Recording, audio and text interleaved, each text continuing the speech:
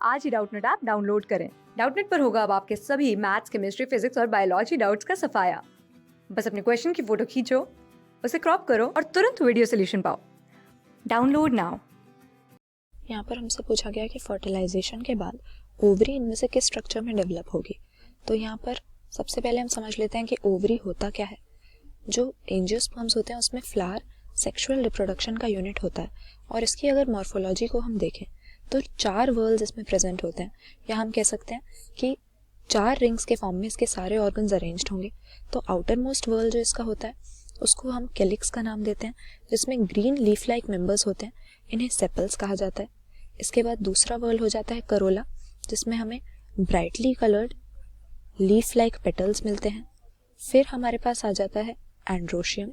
Androecium reproductive world है, जिसमें हमें फ्लावर के मेल सेक्स ऑर्गन्स मिलेंगे, इन्हें स्टेमन्स कहा जाता है। और फाइनली हमारे पास आ जाता है गाइनोशियम, जो फीमेल रिप्रोडक्टिव वर्ल्ड होता है।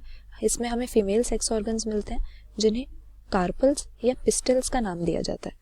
तो यहाँ पर जो ओवरी हमें क्वेश्चन में पूछी हुई है, ये असल में कार्पल का ही एक हिस्सा होती है। कार्पल का अगर हम स्ट्रक्चर ऑब्जर्व करें तो इस तरह से हम इसको रिप्रेजेंट कर सकते हैं। और मेनली 3 हिस्सों का एक कार्पल बना होता है। जो ऊपर इसका सरफेस है, ये पोलन ग्रेन्स को रिसीव करने का काम करता है, इसको हम स्टिग्मा कहते हैं। फिर बीच की इलोंगेटेड ट्यूब को हम स्टाइल कहते हैं, और जो बेसल बल्ज्ड पार्ट है, नीचे का ये जो हिस्सा है, यही हो जाता है ओवरी। इस ओवरी में प्लेसेंटा नाम का एक कुशन लाइक टिश्यू प्रेजेंट होता है, और इसी प्लेसेंटा में अंदर ओव्यूल्स अरेंज रहते हैं इस तरह से। तो यहाँ पर ओव्यूल्स में ही फीमेल गैमीट होता है।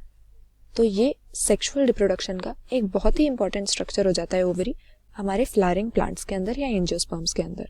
तो इसके बाद हम देखें कि फीमेल गैमीट तो ओव्यूल्स में प्रेजेंट था, तो फर्टिलाइजेशन के बाद क्या होगा कि जो एग है, जब वो मेल गैमीट के साथ फ्यूज करेगा तो यहाँ पर ओव्यूल्स जो हैं ये सीड्स में बदल जाते हैं, क्योंकि एग बन जाता है एम्ब्रियो फर्टिलाइजेशन के बाद।